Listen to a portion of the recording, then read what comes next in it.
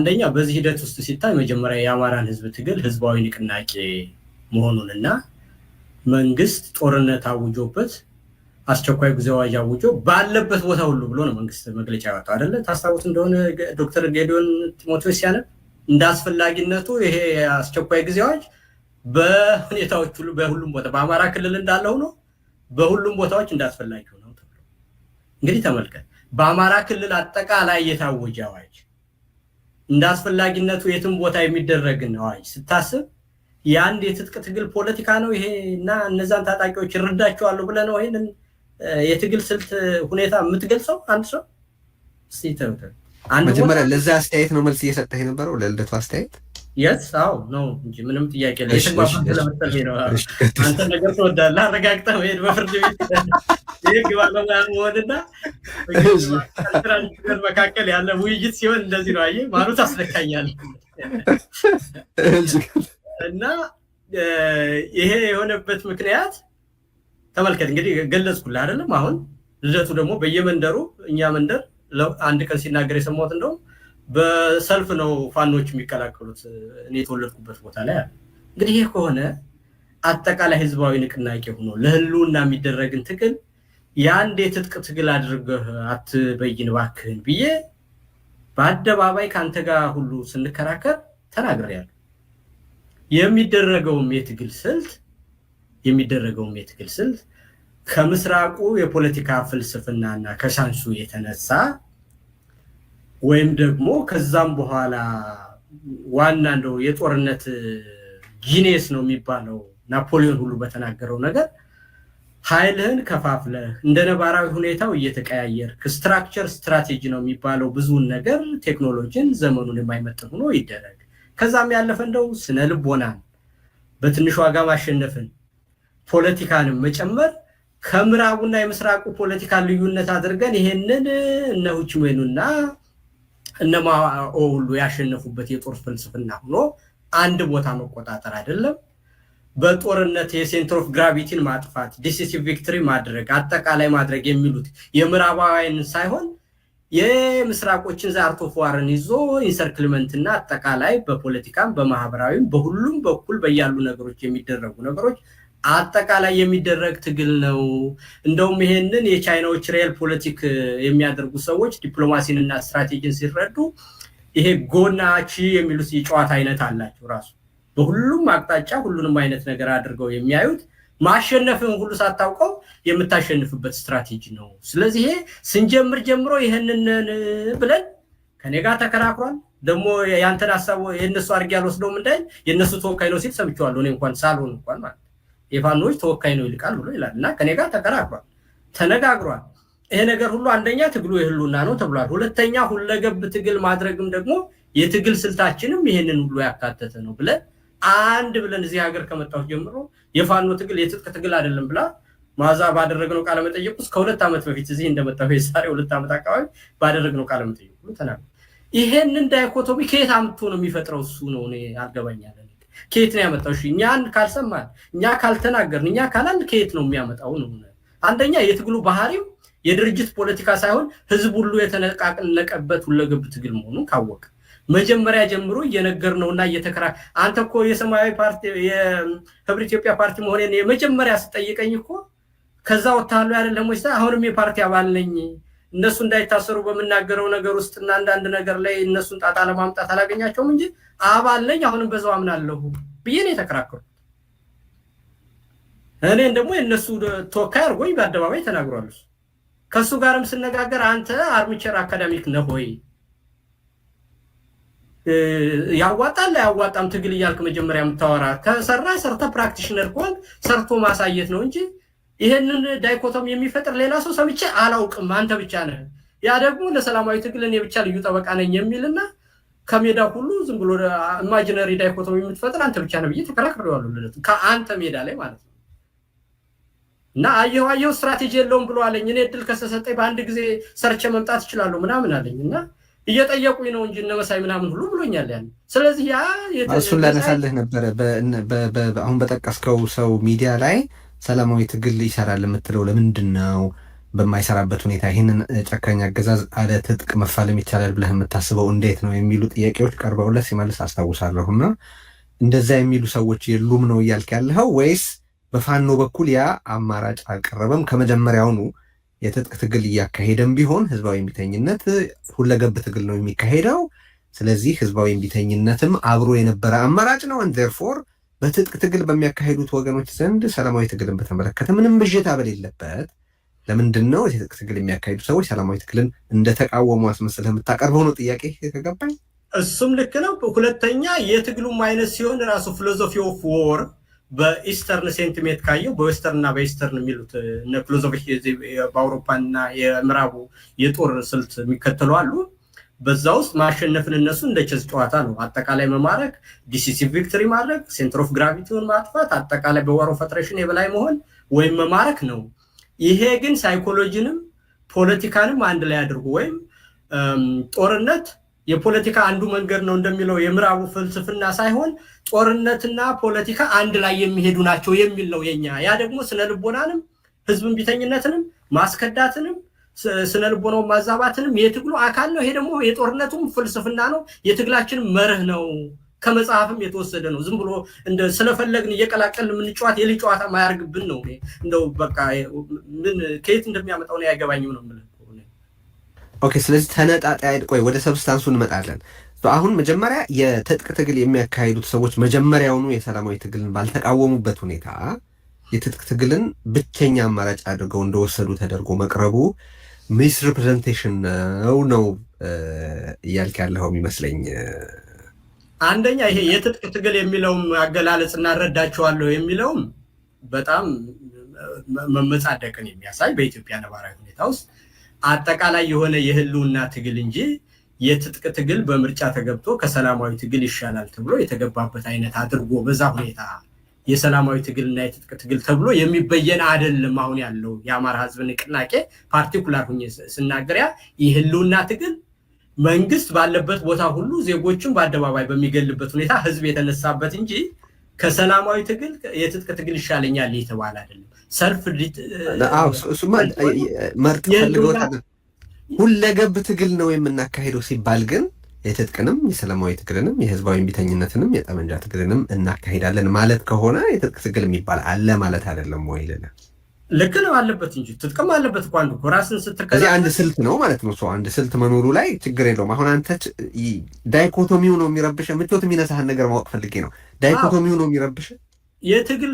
ትግሉ ራሱ የትግሉና የፍልስፍናው መሰረት አሁን በምንገኝበት ዘመን ውስጥ ኮምባይንዱ ነው አንድ ላይ የሚደረግን ትግል ነው። የጦር ፍልስፍናው የቻይናዎች ሪየል ፖለቲክንም ጨምሮ የፖለቲካና የስትራቴጂና የጦርነት መርሃቸውን ሁሉ አድርገው የሚያደርጉት ሳንሱ የነደፈው የጦርነት ቲዮሪና ፍልስፍና ማኦ የተጠቀመበት ሆቺሚኒ የተጠቀመበት ትልቅ ኃይልን በትንሽ ኃይል የመጠቀም ስልት በጦርነት አንድ ነገር በሙሉ አሸንፈ ሴንተር ኦፍ ግራቪቲውን አጥፍተ ወረ ማርከ የሚደረግ አይነት ሳይሆን ጦርነትና ፖለቲካ አንድ ላይ የሚሄዱበት ነው።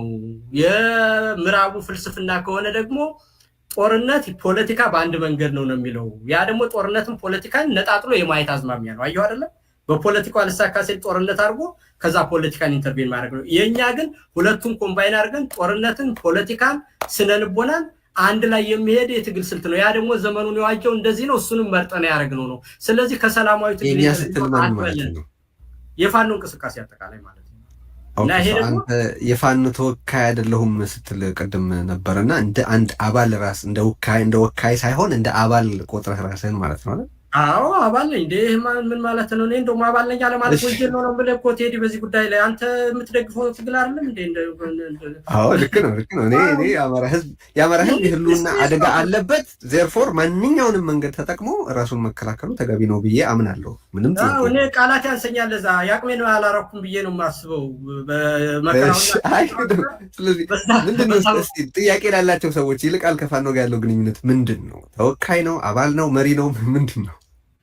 እንዴ አባል ነኝ እኔ። አሁን ይሄ መሪ የሚባል በህዝብ ንቅናቄ ሁሉም በያለበት ቦታ የሚያደርገውን አስተዋጽኦ የሚያደርግ ነው። ቅድምም አልኩህ እኮ የትግል ስልት ሁሉንም ለምሳሌ ዶክተር ደሳሌ ጫኔ ፓርላማ ውስጥ ነው ሲናገር ብያለሁ እኮ። የተዛባ ነገር አይደለም። ግልጽነት ጉዳይ ችግር የለብንም። ትሄድኛ ጋር እዛ ውስጥ እኔ የማልገኝበት አብይ ባለበት በፓርላማ በላይቭ በሚተላለፍበት ብዙ ኦርዲናሪ ሲቲዝን ቴሌቪዥን በማየት ካልቸር ባረገበት አገር ውስጥ ዶክተር ደሳለኝ የሚያደርገው የትግል ለዚህ ትግል አስተዋጽኦ አለው እና ያ ተቀናይቶ የሚሄድ ተናቦ በሁሉም ቦታ እዛ ውስጥ ያሉ መረጃ የሚሰጡ ለፋኖ ሰዎች አሉ። ይሄ የስለላ የሰርጎ መግባት የምን ሁሉ እዛ ውስጥ ትግሉ ስልት አንዱ አካል ነው። ህዝብን እምቢ ማሰኘት የትግሉ አንድ አካል ነው።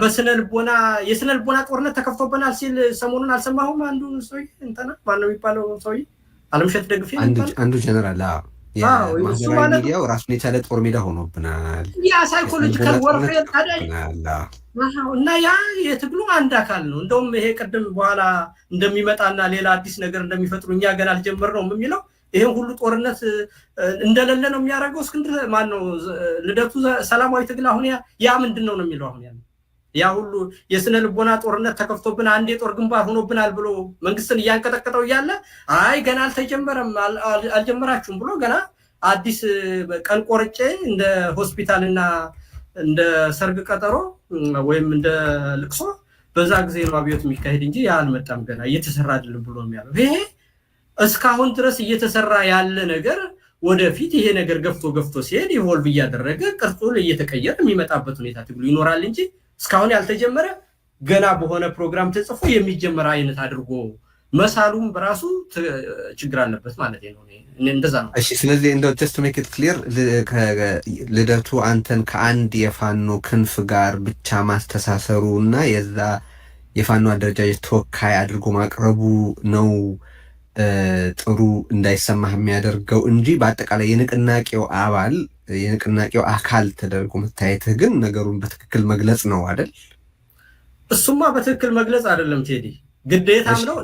ልደቱ እንደውም ራሱን ከዚህ ለማራቅ የሚያደርገው መንጸባረቅ ነው የሚያናድደኝ እኔ በልደቱ ይሄንን ትግል ያለው ማግኒቱ ራሱን እንዲሰጥ መድረክ እንፈጥራለን አንተ ላይ እናተኩርና እረዳችኋለሁ በሚል የንቅናቄው ማግኒቱድና የህልውናውን ትግል የትጥቅ ትግልና የሰላማዊ ትግል መካከል ክር ፈጥሮ ሌላ የሱ ደሴት ለመፍጠር የሚያደርገው ነገር እንደውም ቅር ያሰኘኛል ነው የምልህ። እኔን ከዚህ ውስጥ ወጥቼ አላውቅም፣ ግን እኔ መሪ ሁኜ የመወከል የዚህ ደረጃ አባል የዚህ የሚለው ነገር አይደለም። የህልውና ትግል ለደረሰበት ማህበረሰብ አካል የሆነ ሰው የትኛውን ቦታ ሆኖ የሚችለውን ነገር ማድረግ የትግሉ ስልትም ግዴታም ጭምር ሆኖ አንድ ላይ የሚታይ ነገር ነው እና በዚህ ውስጥ የሚመጻደቅ ሰው እንደውም እኔ ያበሳጨኛል ነው የምልህ። እንኳን ከዛው ግን እኔ የሹመት ኃላፊነት ምናምን አያስፈልገኝም። የምሰራውን ነገር ህዝባዊ ንቅናቄ ለሆነው ነገር ለማድረግ የአንድ ቡድን የበላይነት ወይም ሹመት ምናምን ያ እንደውም በድርጅት ባህላችንስ መጥፎ እንደሆነ ስለማቅ ወደፊትም ቢሆን የሆነ ውክልናና ቦታ ሳያስፈልገኝ ለሀገሬ የምችለውን ያህል ነገር ሁሉ አስተዋጽኦ ማድረግ እንደምችል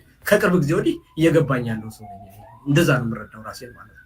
ጠቅላይ ሚኒስትር አብይ አህመድ ቁጥር አንድ የኢትዮጵያ ህዝብ የብሔራዊ ደህንነት አደጋ ናቸው፣ ስጋት ናቸው ብዬ ከፈረጅኩ ቆይቻለሁ።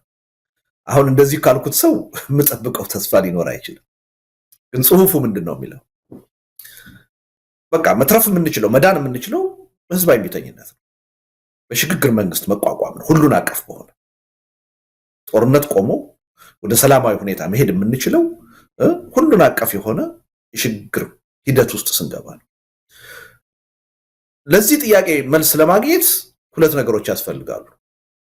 ወይ የጠቅላይ ሚኒስትሩ ፈቃደኝነት ያስፈልጋል፣ ለምን ሁሉን ነገር የተቆጣጠሩት እሳቸው ስለሆኑ ወሳኙ እሳቸው ስለሆኑ፣ ወይም ደግሞ በህዝባዊ እምቢተኝነት ተገደው ከስልጣን መወገድ አለበት።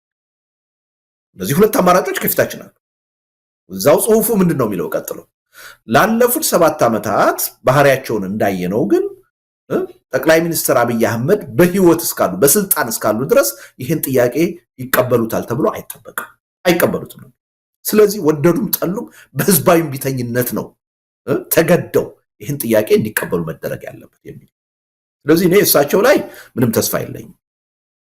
እሳቸውን ማዕከል ያደረገ ትኩረት ያደረገ የትግል እንቅስቃሴ መካሄድ አለበት የሚል እምነት አለ። ምክንያቱም የፓርቲንም የመንግስትንም መዋቅር ተቆጣጥረው ጠልፈው ወስደው በአገር እና በህዝብ ህልውና ላይ አሁን በየቀኑ እየወሰኑ ያሉት እሳቸው ናቸው። ይሄ ሰውዬ በእጃቸው የሚሊዮን ህዝብ ደም ነው ያለው። አገሩ ኢትዮጵያ ሆኖ ነው እንጂ ዛሬ እሳቸው ቤተ መንግስት አልነበረም መኖር የነበረባቸው። ዛሬ እሳቸው እስር ቤት ነው መኖር የነበረባቸው። ችሎት ላይ ነው መቅረብ የነበረባቸው። ግን አገሩ ኢትዮጵያ ሆነና የአገር መሪ ሆነው ቀጥለዋል። ቅድም እንዳልኩ ወይ በፓርቲ ውሳኔ ወይ በመንግስት ውሳኔ ኢቭን በሙስና በጸረ ሙስና ኮሚሽን ክስ ዛሬ ፍርድ ቤት መቆም የነበረባቸው ሰው ናቸው። ወንጀለኛ ናቸው። ኢትዮጵያ ሆኖ ነው እሳቸው መሪ ሆነው የቀጠሉት እና ከዚህ ሰውዬ ምንም የምጠብቀው እንትን የለም። ግን ነገ ለምሳሌ ተነስተው በቃ እንደማያዋጣ አካሄዴ ገብቶኛል፣ ስለዚህ የምትሉትን ጥያቄ የህዝብ ጥያቄ ተቀብያለሁ፣ በአስቸኳይ ሁሉን አቀፍ የሆነ የሽግግር ሂደት መቋቋም አለበት፣ በአስቸኳይ ጀኒውን የሆነ ሐቀኛ የሆነ የተኩስ ማቆም ስምምነት መፈረም አለበት ብለው ቢቀበሉ ሰየው። ከዛ በኋላ ስለሰሩት ወንጀል በህግ ይጠየቃሉ። የሽግግር ጊዜ ፍትህ አለ። እንኳን እሳቸው እኛም ሁላችን የሰራ ነው ወንጀል ካለ ያ የሚታለፍ ነገር አይደለም። በሽግግር ፍትህ ዘመን ሁላችንም እንደሰራ ነው እንደ ጥፋታችን እንዳኛል። ግን ልቦና ቢሰጣቸው ይኖራቸዋል ያ ልቦና የሚል እምነት የለኝም። ቢሰጣቸው ራሳቸውንም የሚመሩትንም መሪ አገርና ህዝብንም የማዳን እድል በእጃቸዋል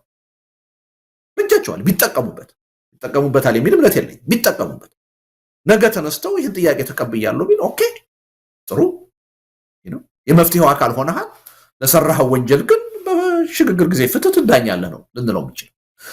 ነገር ግን በምንም ተአምር እኔ የደመደምኩትና እርግጠኛ ልሆን የሚችልበት ጉዳይ ይሄ ሰውዬ በስልጣን ላይ እስካሉ ድረስ በምንም ተአምር መፍትሄ የሚባል ነገር መቀበል ፍላጎት የላቸው። በቃ እስከ መጨረሻው ድረስ በኃይል በጉልበት ህዝብን አንበርክኬ እገዛለሁ ብለው የወሰኑ ሰው ናቸው። ራሳቸውን ዘላለማዊ ንጉስ ለማድረግ የወሰኑ ሰው ናቸው። ከ7 ዓመታቸው ጀምሮ ይዋሹ አይደለም ያን የተናገሩ። ይሄ ሰውዬ በስልጣን ላይ እስካሉ ድረስ ምንም የሚመጣ መፍትሄ የለም። ይሄ ሰውዬ ይሄን የህዝብ ጥያቄ መቀበል ያለባቸው ተገደው ያን ሊያስገድድ የሚችል ያን ውጤት ሊያመጣ የሚችል ህዝባዊ እምቢተኝነት ነው የምንጠራው እንጂ ከሳቸው የምንጠብቀው መፍትሄ የለም። ግን ማሳየት አለብን። ሰው ናቸው፣ ህሊና አላቸው።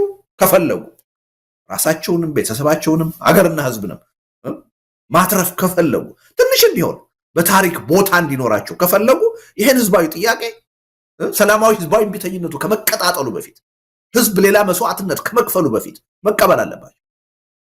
ይሄን ጥያቄውን ማቅረብ ከኛ የሚጠበቅ ነገር ግን በአንተ ግምት ይቀበሉታል ወይ ብትለኝ አይቀበሉትም።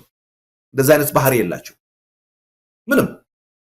ስለዚህ ይሄን ለይቶ ማየት ያስፈልጋል እና ተስፋ እያደረኩ አይደለም፣ ግን ሁልጊዜም እድል መስጠት ያስፈልጋል። መጀመሪያ ታሳያቸዋለህ የመፍትሄውን አቅጣጫ። እሳቸው ካልተቀበሉ ለብልጽግና ፓርቲ ታሳየዋለህ። አንተም እንደ ተቋም እንደ ድርጅት መትረፍና የችግሩ የመፍትሄው አካል መሆን ከፈለክ እድሉ አለህ መባል አለበት። እድሉን ካልተቀበልክ ግን እንደ ማንኛውም አምባገነን መንግስት ተጠራርገህ ትወገዳለህ። ከዛ በኋላ በህግ ነው ያንተ ጉዳይ የሚታየው። የመፍትሄው አካልም አትሆንም ተብሎ መነገር አለበት። ሪሊ ከኛ የሚጠበቀውን ነገር ሁሉ እያደረግን በሆደ ሰፊነት በኃላፊነት ስሜት የምንሰራ መሆናችንን እያሳየን ነው እነሱን ቻሌንጅ ማድረግ ያለብን። ያ በህዝቡ ውስጥ የሞራል የበላይነት ይሰጠናል፣ ጉልበት ይሰጠናል። በዓለም አቀፉ ህብረተሰብ በኃላፊነት የምንሰራ ነገ መንግስትን እንኳን ብንተካ ይችን ሀገር ወደ በጎ ነገር የምናሸጋግር መሆኑን መተማመን መፍጠር ያስችላል። ለዚህ ነው አሁን ይሄ ትግል የሚካሄድ ከሆነ አስቀድሞ መሟላት ያለባቸው ነገሮች አሉ። እነሱን በከፍተኛ ፍጥነት ሌት ተቀን ሰርተን ማሟላት አለብን። ሁለት ነገር በዋናነት ማለት ነው። ድርጅቶች ተሰባስበው በሚኒመም አጀንዳ ይሄን ትግል መምራት አለባቸው። በቁጥጥራቸው ስር ማድረግ አለባቸው የትግሉን አመራር። ይሄ አስፈላጊ ነገር ነው። ይሄን ለማድረግ ሁለት ነገር ያስፈልጋል። የጋራ አጀንዳ ያስፈልጋል፣ የድርጅት ስብስብ መዋቅር ያስፈልጋል። እሱን ነው እየፈጠርን ያለ ነው። አሁን በጣም በከፍተኛ ደረጃ በተፋጠነ ሁኔታ እየሄደ ነው። ሁለተኛው ምንድን ነው? መንግስትን ከስልጣን ማውረዳችን ብቻ ግብ አይደለም። መንግስትን ለማውረድ ተብለው የተካሄዱ የለውጥ ሂደቶች ምን ያህል ችግር ውስጥ እንደገቡ አይተናል በታሪካችን። እኛ ከዛ ትውልድ የተሻለ መሆን አለብን። ስለዚህ የተሻለ ዝግጅት ማድረግ አለብን። ያ ዝግጅት ምንድነው? አንዱ ይሄን መንግስት ከስልጣን ካወረድ ነው በኋላ አስተማማኝ የሆነ ዘላቂ የሆነ ስርዓት እንደምንፈጥር የሽግግር ሰነድ አዘጋጅተን በዛ ላይ ተወያይተን መተማመን አለብን። ግባችን መጣል ብቻ ሳይሆን በወደቀው የተሻለ ነገር መተካት እንደሆነ ለኢትዮጵያና ለህዝቧ ዘላቂ መፍትሄ ማምጣት እንደሆነ ከድል በኋላ አይደለም፣ ፖስት አብይ አይደለም፣ ያኔ ቅድመ አብይ ማሳየት አለብን። ህዝቡ በእኛ እንዲተማመን ዓለም አቀፉ ህብረተሰብ በእኛ እምነት እንዲኖረው ማድረግ አለ። ያን ዝግጅት እያደረግን ይሄን ካደረግን ምንም ጥርጥር የለም በጣም ባነሰ ጊዜ ባነሰ መስዋዕትነት አስተማማኝ ለሆነ ውጤት የሚያበቃ ህዝባዊ እምቢተኝነት ማድረግ እንችላለን።